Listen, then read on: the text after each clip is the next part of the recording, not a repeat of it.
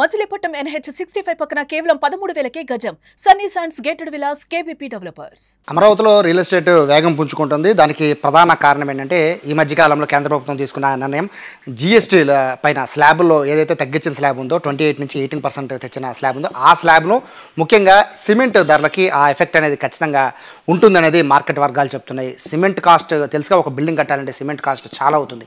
ఇప్పుడు ఆ సిమెంట్ మీదే దాదాపుగా 28% నుంచి 18%కి సిమెంట్ రేట్లు GST రేట్లు తగ్గబోతున్నాయి. సో ఇది నిజంగానే అంత ఎఫెక్ట్ చూపిస్తుందా? ఈ రియల్ ఎస్టేట్ పైన ప్రభావం చూపిస్తుందా? బిల్డర్స్కి ఇది ఎంతవరకు రేపు ఉపయోగపడుతుంది? అలాగే కన్స్ట్రక్షన్ ఫీల్డ్తో పాటు కొనుగోలుదారులు కూడా ఎంతవరకు ఉపయోగపడుతుంది? ఈ వివరాలు తెలియజేయడానికి ప్రస్తుతం మనతో పోసపాటి విజయరామరాజు గారు ఉన్నారు, కడాయ్ నుంచి ఉన్నారు. సార్ నమస్తే. యాక్చువల్గా అంటే ఇప్పుడు ఈ GST తగ్గడం 28 నుంచి 18%, అది కూడా సిమెంట్ మీద తగ్గడం అనేది ఈ బిల్డర్స్, ఎందుకంటే మీ దగ్గర దాదాపు 500 మంది బిల్డర్స్ మీ దగ్గర ఉంటారు కాబట్టి, మీ క్రెడాయిలో ఉంటారు కాబట్టి, ఎంతవరకు మీకు ఎంత ఉపయోగపడుతుంది, కస్టమర్లకు ఎంత ఉపయోగపడుతుంది ఈ GST తగ్గించడం? GST తగ్గించడం అనేది beneficiary first end user beneficiary అంటే పర్చేసరు, ప్రైమరీ బెనిఫిషియర్ అంటే బిల్డరు, ప్రొడ్యూసరు. కాబట్టి మేము పెట్టేదాంట్లో మా ఇన్వెస్ట్మెంట్లో ఒక 10% తగ్గటం అంటే మేజర్ ప్రాఫిటే. ఆ ప్రాఫిట్ని ఏం చేస్తామంటే పర్చేజర్కి ట్రాన్స్ఫర్ చేస్తాం, అంటే కొనుగోలుదారులకి. కాబట్టి కొనుక్కునే వాళ్ళకి కూడా అల్టిమేట్గా బెనిఫిషియర్ అవుతాడు. ఒక కారు కొంటే ఒక దాదాపుగా ఒక 10 లక్షల కారు కొంటే ఎంత తగ్గుతుంది అని చెప్పి ఒక ఎస్టిమేషన్ వేసి చెప్తున్నారు సార్. 1,00,000-1,50,000 తగ్గుతుందని. అలాగే ఒక బిల్డింగ్ కన్స్ట్రక్షన్కి ఎంత సిమెంట్ పడుతుంది, అలాగే సిమెంట్కి తగ్గట్టు ఎంత కాస్ట్ ఇప్పుడు కన్జ్యూమర్ మీద తగ్గే అవకాశం ఉంది? సిమెంట్ కాస్ట్ ఒక అంటే మీ లెక్కలో ఒక డబుల్ బెడ్రూమ్ సపోజ్ అనుకుందాం, డెఫినెట్గా 10% రోల్ ఉంటుంది అందులో, ఓన్లీ సిమెంట్. కాకపోతే మిగతా గూడ్స్ మీద కూడా తగ్గుతాయి కాబట్టి మోర్ దాన్ 10% బెనిఫిషరీకి ఏది మనం కొనుక్కునే పర్చేజర్కి బెనిఫిట్ అయ్యిద్ది. కొన్ని ఇప్పటికే మీరు వేల కన్స్ట్రక్షన్స్ చేయించుంటారు.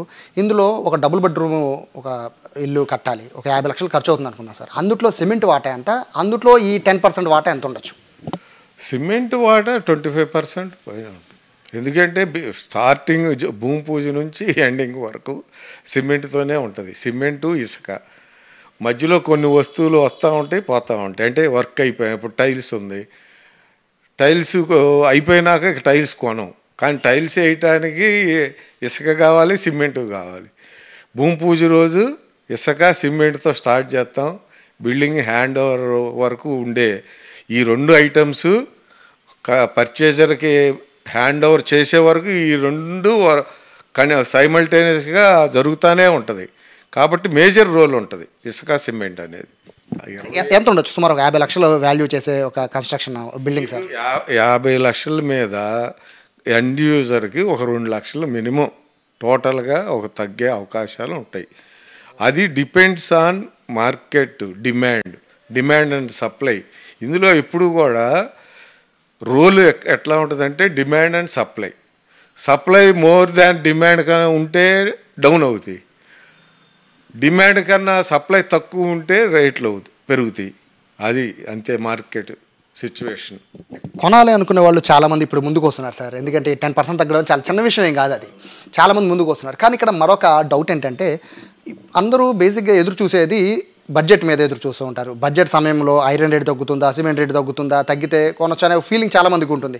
సో రేపొద్దున్న అంటే ఇప్పుడంటే 10% GST తగ్గింది, మళ్ళీ రేపు వచ్చే బడ్జెట్ దాకా ఎదురు చూసి అందుట్లో ఏమన్నా మళ్ళీ తగ్గుతుందేమో అని వెయిట్ చేసే పరిస్థితి కూడా ఉంటుంది కదా.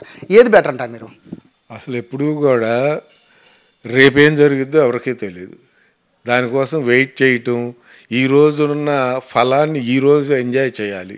ఎవరమైనా ఈరోజు ఆకలి అవుతుంది తినేసేయాలి, కానీ రేపొద్దున మనం కొనే వస్తువు నూనె తగ్గిద్ది, పప్పు తగ్గిద్ది, ఉప్పు తగ్గిద్ది అని మనం పొట్ట మార్చుకోం కదా. అట్లాగే ఇది కూడా రేపు తగ్గొచ్చు పెరగచ్చు, ఎవరో చెప్పలేం.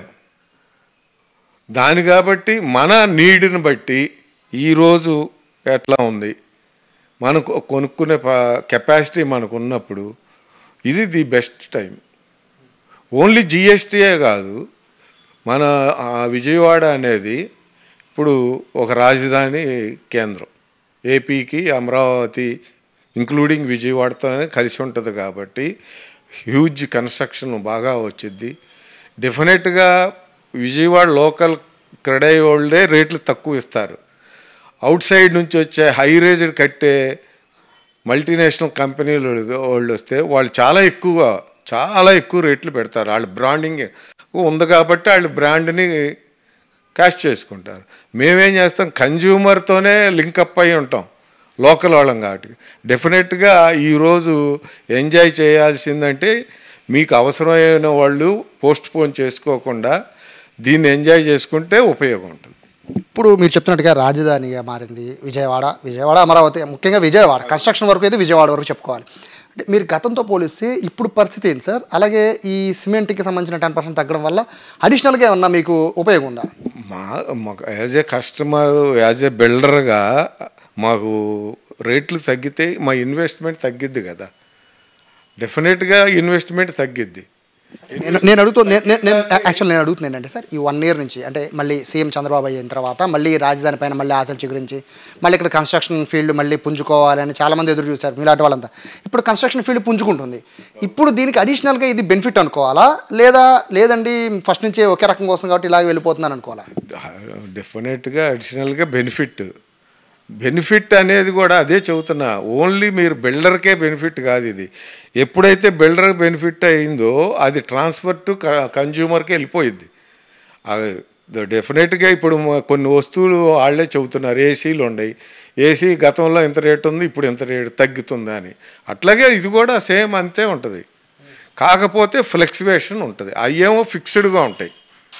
ఇక్కడ ఫ్లెక్చువేషన్ కన్స్ట్రక్షన్ ఎందుకంటే ఇది అనార్గనైజ్డ్ సెక్టార్. అంటే ఒక కంపెనీ సెటప్ ఉండదు. ఈరోజు మనకి లేబర్ కావాలి, లేబర్ డిమాండ్ ఈరోజు రేట్న అది ఇది అంటే అట్లా దీంట్లో ఇన్పుట్స్ ఉంటాయి. కాబట్టి సిమెంటు కేవలం ఒక్కదాన్నే కాకుండా మిగతా వాటిల్లో కూడా బెనిఫిట్ అనేది ట్రాన్స్ఫర్ కన్జ్యూమర్కి వెళ్ళిద్ది. ఫైనల్గా అయితే ఇప్పటికిప్పుడు కొనుక్కోవాలి తప్ప మళ్ళీ రేపు పొద్దున ఏమయ్యిద్దో అనేది వెయిట్ చేయొద్దంటారు. వెయిట్ చేయటం అనేది అది కరెక్ట్ కాదు. కన్స్ట్రక్షన్లో ఇప్పుడు ప్రాజెక్టుల్లో కూడా విజయవాడలో కూడా గేటెడ్ కమ్యూనిటీ కాన్సెప్ట్ ఎక్కువ వచ్చింది. అంటే అంతకుముందు ఏంటంటే 100 ఫ్లాట్లు కట్టినా ఎవరింటో వాళ్ళే ఉండే కాన్సెప్ట్లో కట్టాం గత 20 సంవత్సరాల నుంచి. ఇప్పుడు చంద్రబాబు గారు 2014లో ఆయన వచ్చారు, ఇప్పుడు 24లో ఆయన వచ్చారు. కాబట్టి ఈ గేటెడ్ కమ్యూనిటీ కాన్సెప్ట్ అనేది కొత్తగా విజయవాడ కల్చర్కి బిల్డర్స్ ఇస్తున్నాం.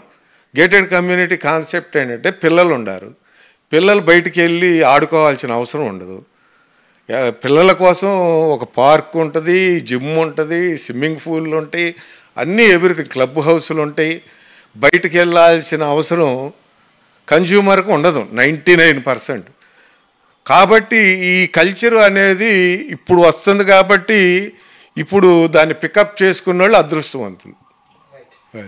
సో ఇది ఎందుకంటే ఈ క్రెడై వాళ్ళ ఉన్న దాదాపు 500-600 మంది బిల్డర్స్ ఎంటైర్ విజయవాడలో 90% వీళ్ళే ఉన్నారు. కాబట్టి వీళ్ళు చెప్తున్న దాని ప్రకారం అయితే సిమెంట్ రేట్కి అయితే 28 నుంచి 18%కి రావడం అనేది ఖచ్చితంగా కన్జ్యూమర్కి బాగా లాభం చేకూరుతుంది. రేపొద్దున బడ్జెట్లో సిమెంట్ రేట్ తగ్గుతుందా, ఐరన్ రేట్ తగ్గుతుందా, పెరుగుతుందా, ఈ ఆలోచనలు పక్కన పెట్టి కేంద్ర ప్రభుత్వం తీసుకునే నిర్ణయం అయితే చాలా మంచిది. ఇమ్మీడియట్గా బిల్డింగ్ స్టార్ట్ చేసేవాళ్ళనుకున్నా లేదా బిల్డింగ్ కట్టాలనుకున్నా కూడా ఇది మంచి అవకాశం అనేది విజయరామరాజు గారు చెప్తున్నారు. కెమెరా పర్సన్ కృష్ణతో సాయి, సుమన్ టీవీ, విజయవాడ నుంచి.